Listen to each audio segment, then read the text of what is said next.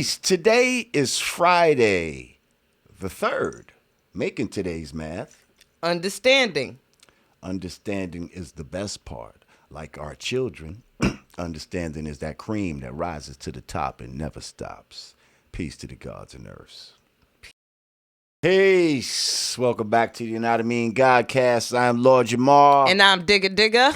Oh, and it's hot like fire in here. Summertime. I'm hot. You hot? Nah, I'm alright. I never get hot. I'm a little hot. Anyway. These lights. You in here with the god and the goddess. Okay? That's right. And I'm sure you have in the past been called this. I know I'm called this all the time. The real McCoy. Right. You ever been called the real McCoy? I've heard that. You know what that term means? Nope. I mean, basically it means that something is authentic. Yeah, I mean, that's what it's trying to say. But where it comes from? I always want to know who's did McCoy. Did you know where it comes from? Who is McCoy?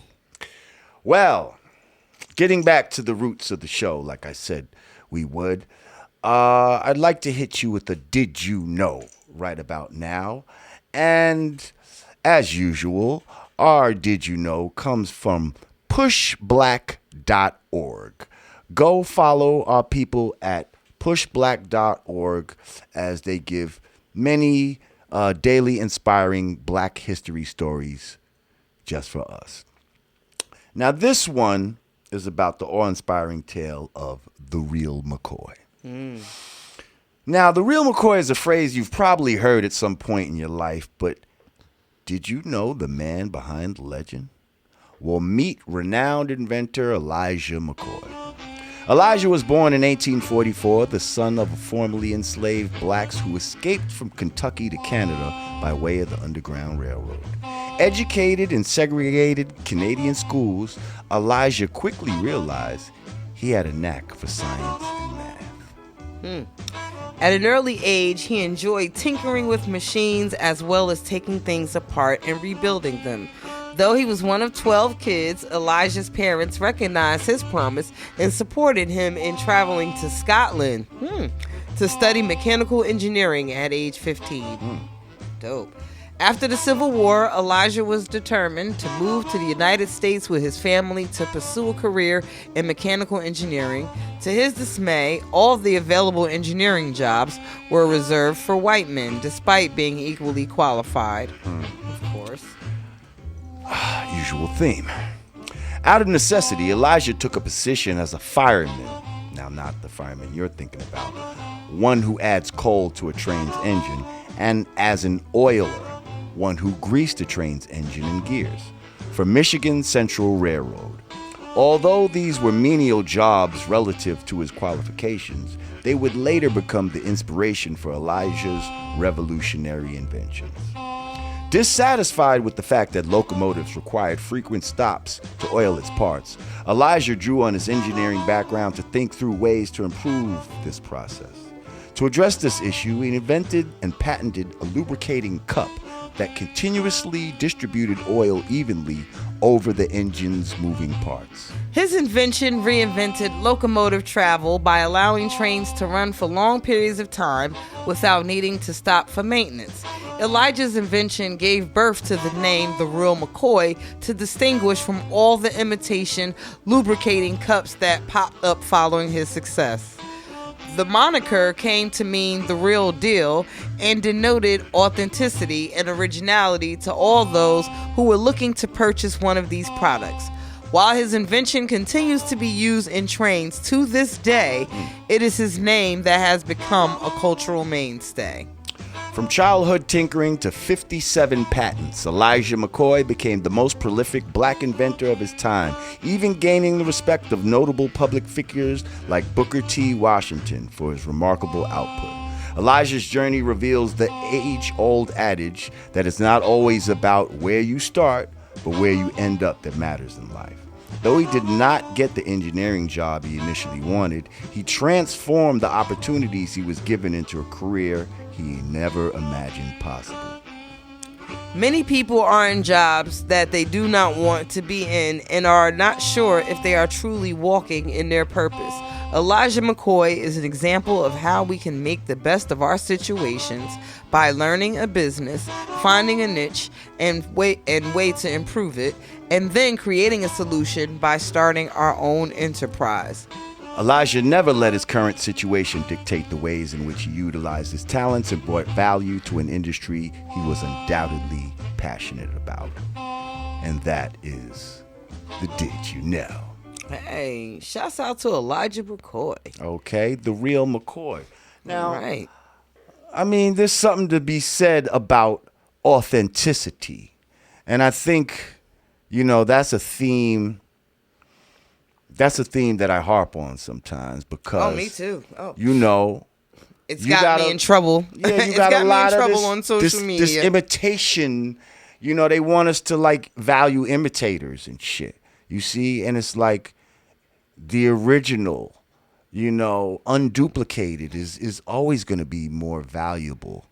The real McCoy is always going to be more valuable than the fake. That's right. So yeah, original people. Original are always going to be greater than the unoriginal. Exactly. Creators can always create.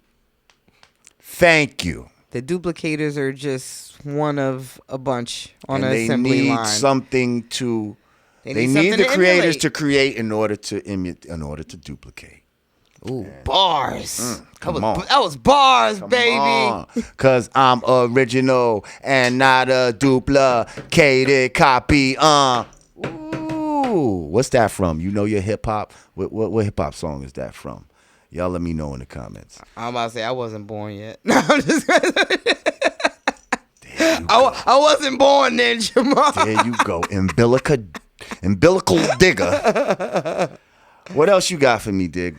Your man, R. Kelly. Oh, my man. He got to be my man. your man, yeah, man. That's your guy. This stepping in the name of love, this guy. Oh, urine on the kids, Kelly. That's who you talking about. I don't even want none of the above. I want to piss on you. Piss on you, I'll piss on you, I'll pee on you. So, this guy released a song called I Admit It. And it's 19 minutes long. Oh, another one of those trapped in the closets joint. Are we going to get a video with this too? I hope not.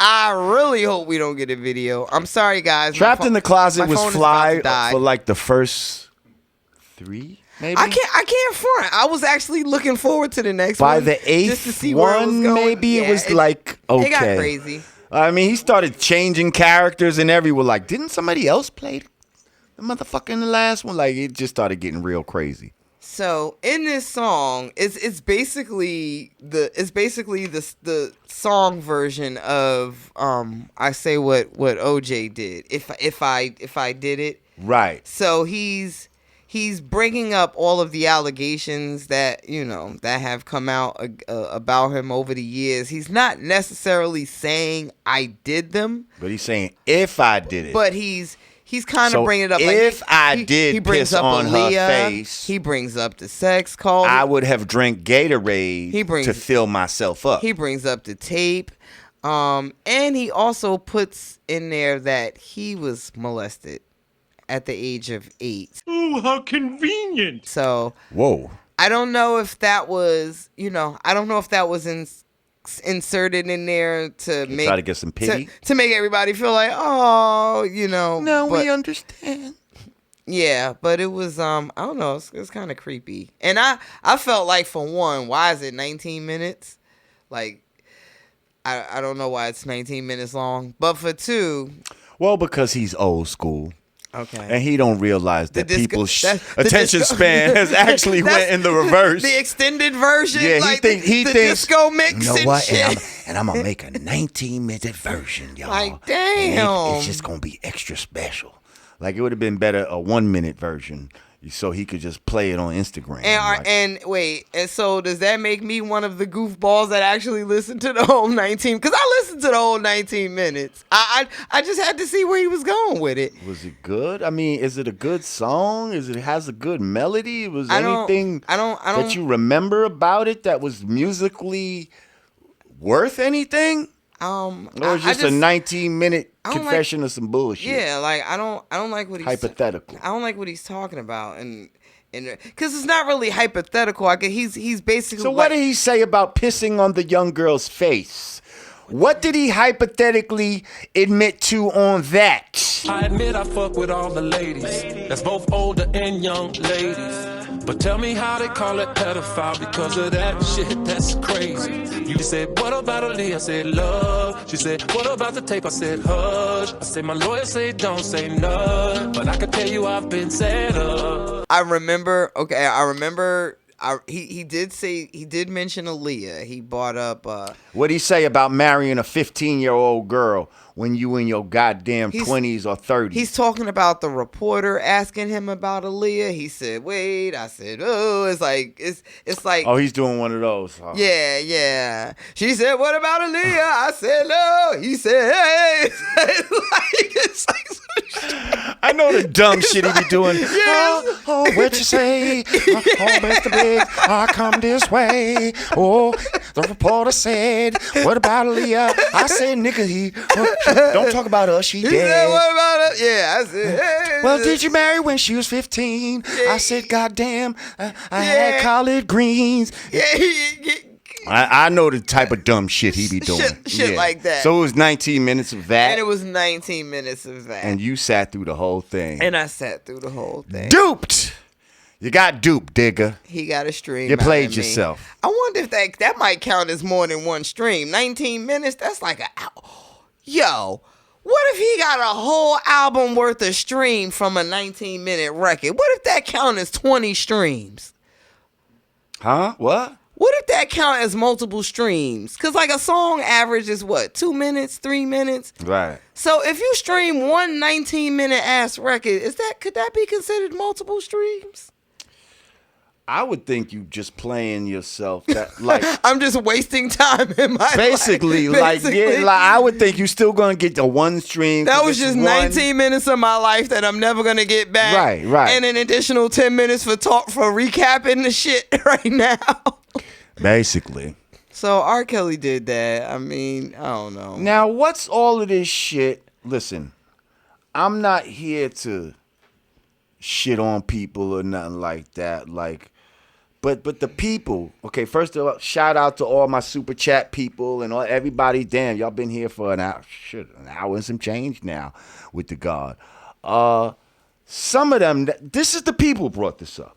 Some of them have said, are we going to talk about Charlamagne and some sort of allegations that he has going on? Now, I don't even know the full shit about it, but I heard there's a debate within that I'd kind of like to hit more.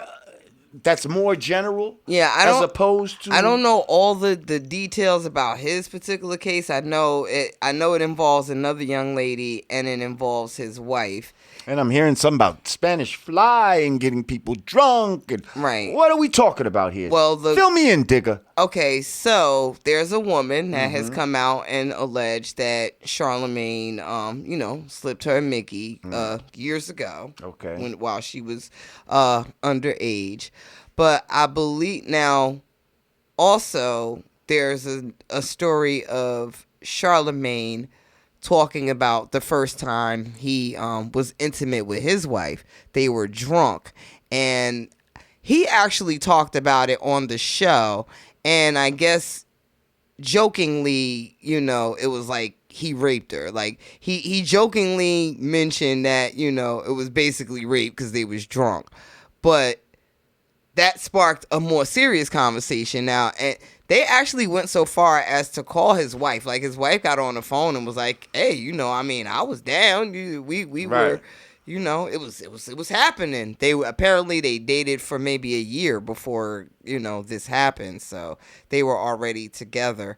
But the conversation that's being had now is if both parties are under the influence, could you consider that consensual?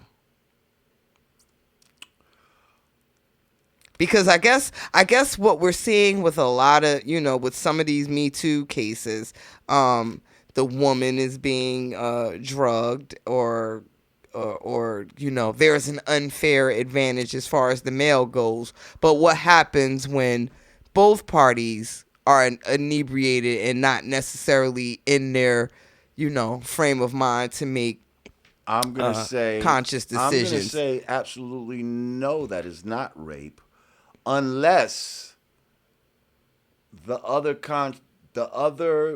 party got so drunk that they were unconscious. And now the other drunk person takes advantage of an unconscious drunk person. Okay. I would see that as rape. But if y'all both drank the Henny or the Patron or whatever the fuck y'all drinking, and I said, I drink it. What are you drinking? You said Patron, and I said, well, here you go. You want another one? And you said yes, and then we start getting a little frisky. He said yes. I said no. Okay.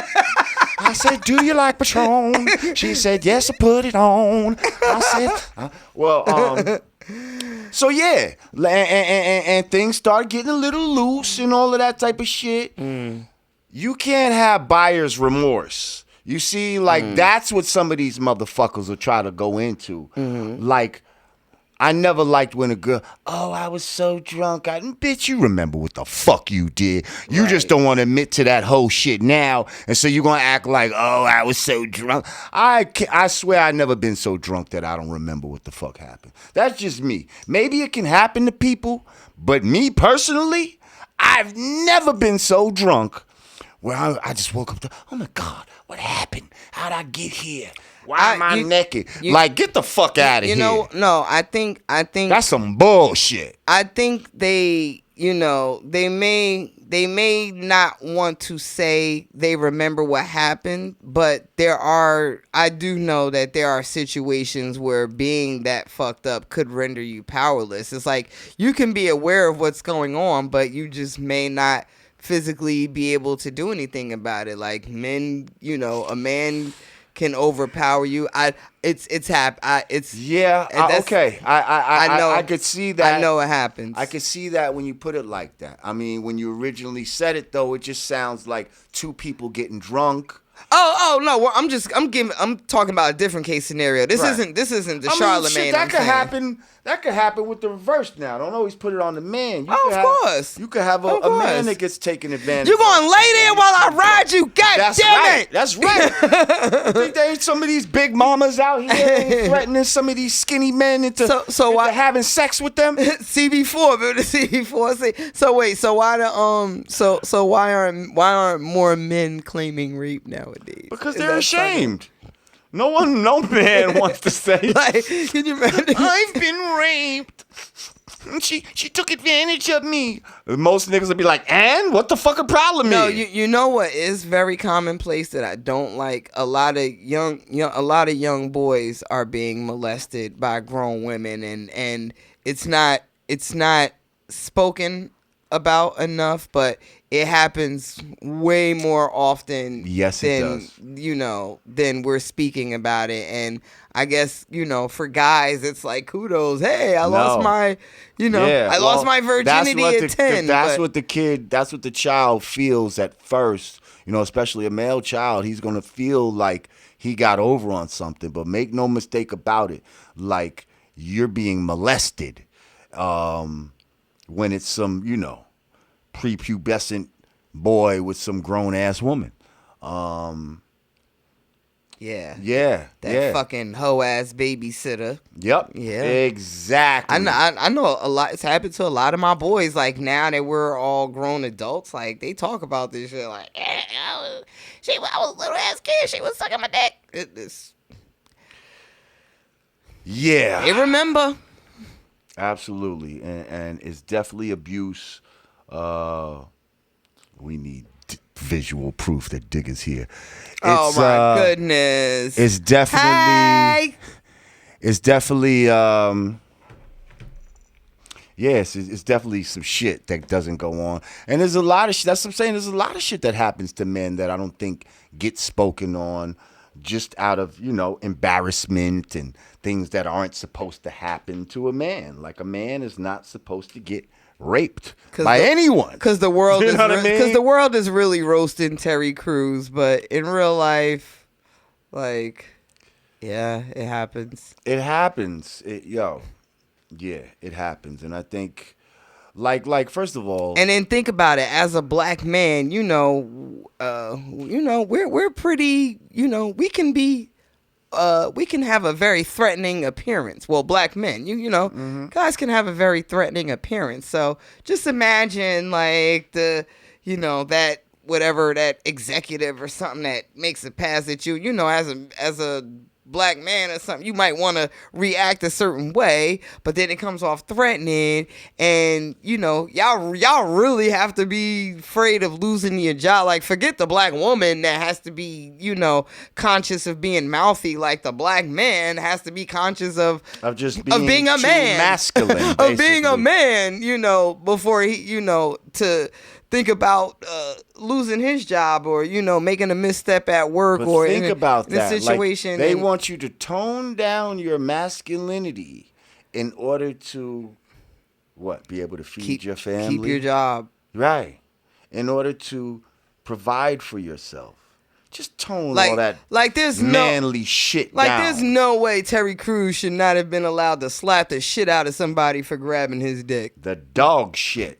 in front have of his wife. everybody Like be I'm like, well, what happened? He grabbed you. Oh, okay, yeah. Well, I understand now. Like he totally deserved to he slap the grabbed your shit out. dick. Like, so you slapped the dog shit out of him. Yeah, that looks like dog shit on the I think that's what he did. But I mean, hey, Yeah. this is our world. Well, yeah, it's definitely a slippery slope Yeah. when we talk about this drunk. First of all, let's not even put ourselves In the case of Charlamagne, I would say, again, I can't really elaborate too deep because I don't know the facts specific to the female. But in regards to his wife, they basically told a story and they laughed with each other about it. Like, hey, we was drunk and we do it. But I think, Charlamagne was like, hey, it was the first time, so I had to get in there, and it turned into something else because of the other story. But I know Star actually, from Star and Buck Wild, Troy Terrain. Shout out to my man Star. Matter of fact, we're gonna get him up here one day. Oh yeah, that would be crazy. Oh, that's my We boy. gotta Oh, get- Oh, he's up here. Trust me. Can we get him like next week, bro? Let me see what's up. Okay. Maybe. And we lived out in the Poconos together. Yeah, that's what I'm saying. He's in Pennsylvania. Shouts out to Star. So he actually tried to hit me up a couple of days ago, like in the morning for his show, because he wanted to talk about something about Charlamagne and his dealing with the gods and earths. But I woke up too late and I didn't see it till late. But man, people hit me up. Is Charlamagne 5%? Not that I know of, no. But he has the God in his I didn't name. know. Now that so you mention people, it, people right. question that. See, to me, I always seen him as just like an 85 who just put the God in his name. Like if he was Charlamagne Allah, you see, like if you really God, you're gonna have Allah at the end of your name. You understand? Lord Jamar Allah, like Rakim Allah, like you see what I'm saying? So the fact that his name is not Charlamagne Allah and he just called himself the God, I just kind of felt like it was, first of all, the 5% had a lot of influence on a lot of hip hop and Yeah, hip hop I mean, shit. So I right. kind of thought it might have been some of that, and that's still what I take it to as this day. So I don't really take him as somebody that's in the 5% nation. If I, Yeah. he ain't never come to me to build and nothing. I've met him a few times, so we ain't never built on no lessons or nothing like that. Plus, as black people, He may have dabbled we like to in the refer to past. ourselves as God. Yeah. God is king. I heard he reign. may have dabbled in the past, but I don't. He's definitely, I wouldn't say, an official member of the 5% Everybody went through their nation. X-Clan phase. If you're our age, you went through, you went through a phase. Now, here's what I was gonna say. The fact now that you've been acquainted with mathematics, right?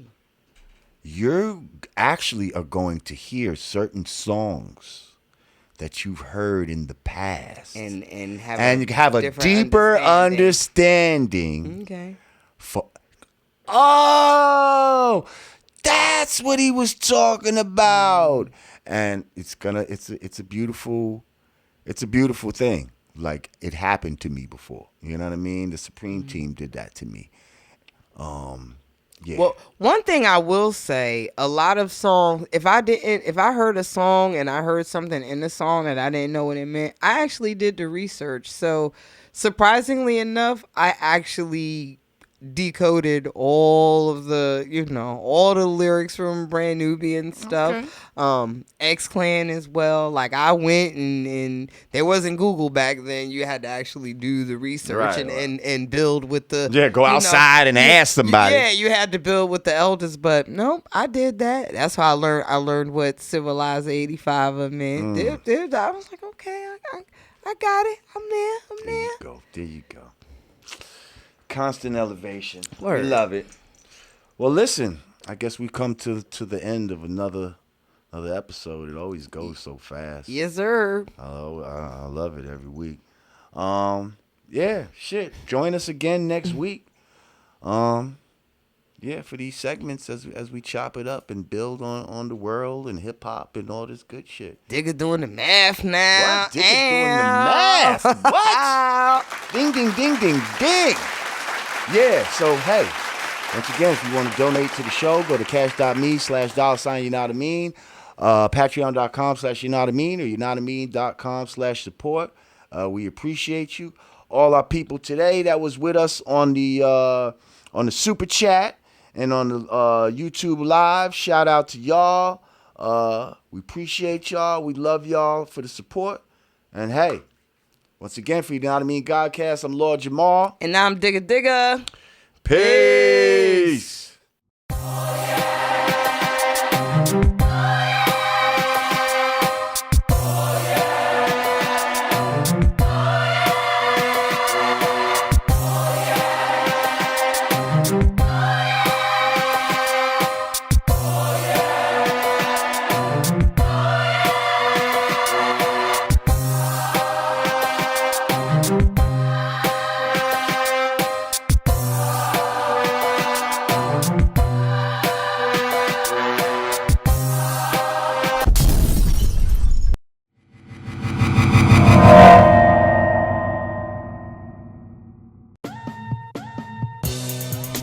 Peace.